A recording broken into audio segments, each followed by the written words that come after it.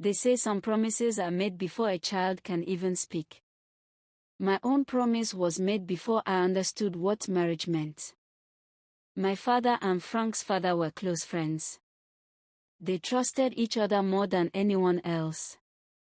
They decided their families would be joined forever. They said love would grow later. They said destiny had already chosen. So when Frank and I were 8 years old, they called us husband and wife. Not in our hearts. Not in our minds. But on paper. In words. In silence. We still played in the sand. We still chased butterflies. We still fought over sweets. Yet the adults already spoke about our future. They spoke as if it was settled. As if no choice would ever be needed. As if our lives were already written. I grew up hearing his name every day. Frank this. Frank that. Frank will be your husband. Frank is your future. Frank is your destiny. Primary school came. I studied hard. Secondary school came. I studied harder. I dreamed of university. I dreamed of freedom. I dreamed of choosing my own life. But dreams are dangerous in a house built on promises. When I finished secondary school, I asked to continue. I begged to go to university. I cried for a chance. They said no. They said it was not necessary. They said a woman's place was already prepared. They said I must not meet another man. They said my future was waiting at home. So I stayed. While others moved forward, I remained still. While others explored the world, I remained hidden. While others fell in love, I remained promised. Frank went to university. Frank saw new places. Frank met new people. Frank lived a different life. And I waited. Years passed quietly. Then one day, Frank graduated. Frank got a job. Frank became a man. That was when his mother came to see me. Her voice was gentle. Her smile was calm. She said it was time. She said I should come and live with him. She said the promise would finally be fulfilled.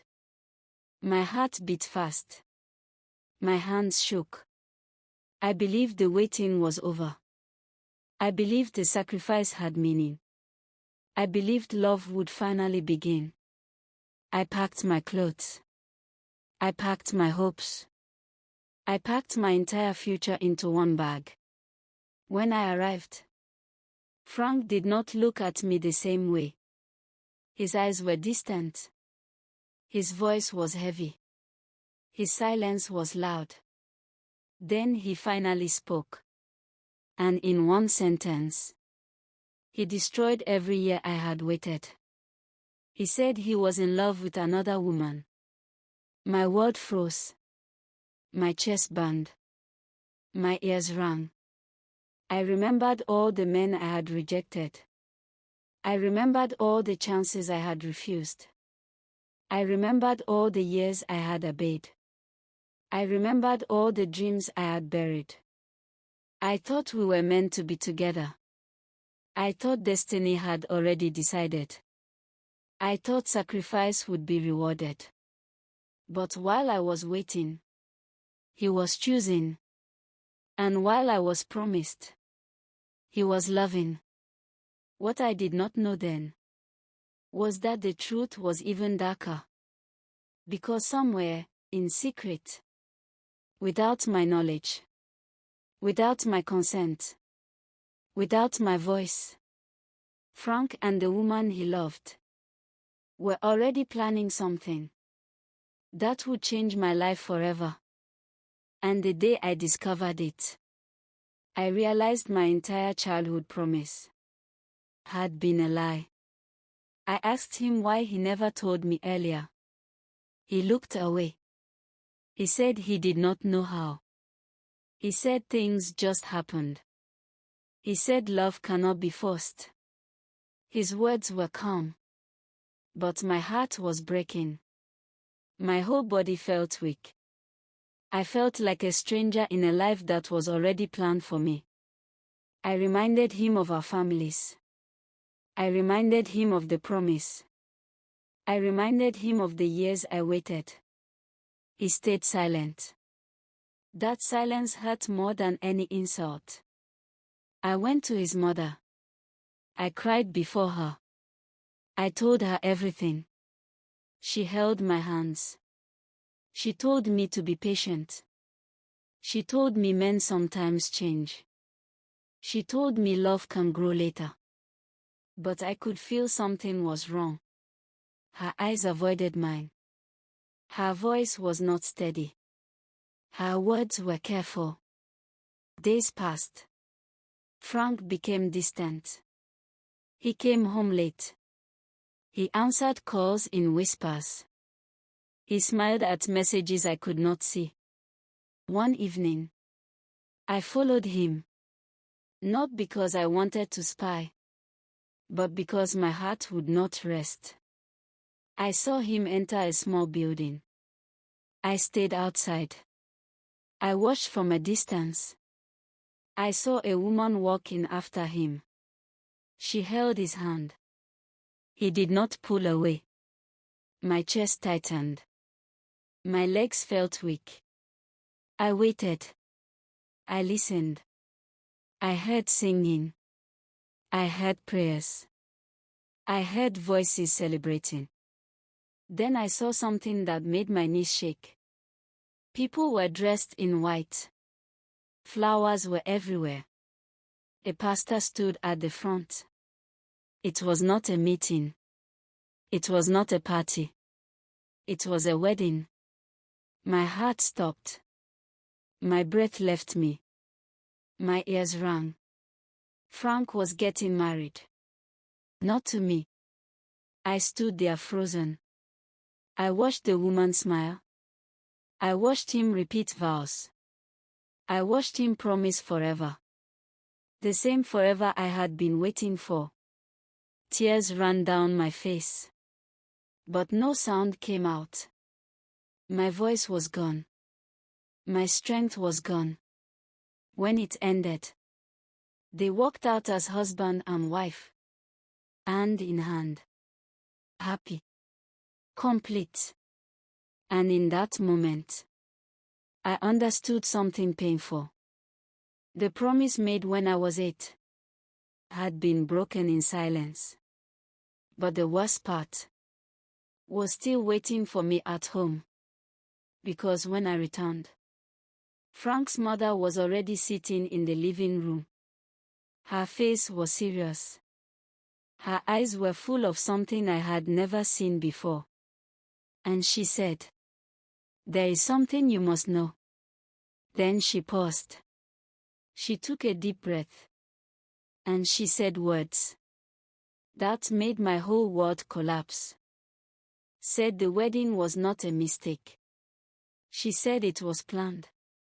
She said it had been planned for months. She said everyone knew. Except me. My ears could not believe her. My heart refused to accept it. I asked why I was not told. I asked why I was brought to his house. I asked why I was allowed to hope. She looked down. She said the families were afraid. She said they did not want trouble. She said they thought things would settle. She said they believed I would understand. Understand what? That my life was decided without me. That my future was taken without my consent. That my sacrifice meant nothing. I asked where Frank was. She said he was with his new wife. She said they had gone on a short trip. She said he would return later. Later. As if time could fix this. As if years of waiting could be erased. That night, I did not sleep. I stared at the ceiling. I listened to the silence. I felt my heart breaking slowly. Every memory came back. Every promise. Every restriction. Every dream I was denied. I remembered the university I never attended. I remembered the friends I never made. I remembered the men I turned away. All because of one name. Frank. Morning came. But peace did not come with it. In the afternoon, a car stopped outside. I heard footsteps. I heard voices. I felt my body grow cold. The door opened. Frank walked in. He did not come alone. He came with her. The woman who was now his wife. She was beautiful. She was confident. She held his hand tightly. My heart pounded. My head spun. My whole body shook. They stood in front of me, side by side, as if they had every right. Frank cleared his throat. He looked at me. He finally spoke. He said there was something important to discuss. Then he said words that felt like a knife to my chest. He said, "You cannot stay here anymore." The room went silent. My breath stopped. My vision blurred. And before I could speak, before I could cry, before I could even stand, his wife added one sentence. A sentence so cold, so final, so heartless, that it shattered the last piece of my soul. She said, "You were never his wife." Words stayed in the air. They did not fall. They did not fade. They hung there. Heavy. You were never his wife. My ears heard it. My heart refused it. My body could not move. Frank said nothing. He did not correct her. He did not defend me. He did not look at me. That silence answered everything. I felt small. I felt erased. I felt like my whole life was a mistake. I asked one question. With a broken voice. With shaking lips. Then what was I? No one answered. His mother began to cry. His wife looked away. Frank stared at the floor. I stood up slowly.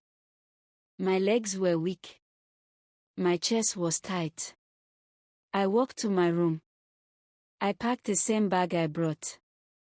Only now, it was heavier. Not with clothes, but with pain. As I reached the door, Frank finally spoke again. His voice was low. His words were short. He said, "The promise was between our fathers." He paused. Then he said, "But I chose my own future." That sentence broke me. Because in that moment, I realized something terrifying. I was never part of the choice. I was only part of the promise. I walked out of the house. The sun was still shining. People were still laughing. Life was still moving. But my own life had stopped. I had no husband. I had no future. I had no direction. Only a past full of sacrifice. I returned to my father's house. He looked at me and understood. Without asking any question. My mother cried. My father was silent. The room was heavy. That night, I lay on my bed. I stared into darkness. I asked myself one question. What was my life for? I gave up school. I gave up love. I gave up choices. All for a promise. A promise that was broken. Days passed. Weeks passed. My heart stayed numb. Then one morning, a message came. It was from Frank. Just one line. Cold. Simple. Final. We need to talk about something important. My hands trembled. My chest tightened. My mind raced. Because I knew. Whatever he wanted to say now would change everything again. And this time, I was afraid the truth would finish what the past had started. Because some conversations do not heal. They destroy. Do not give your life to a promise you did not choose. Love cannot be forced. Silence can be betrayal.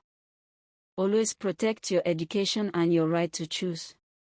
Because a promise without consent can steal your years and still leave you with nothing.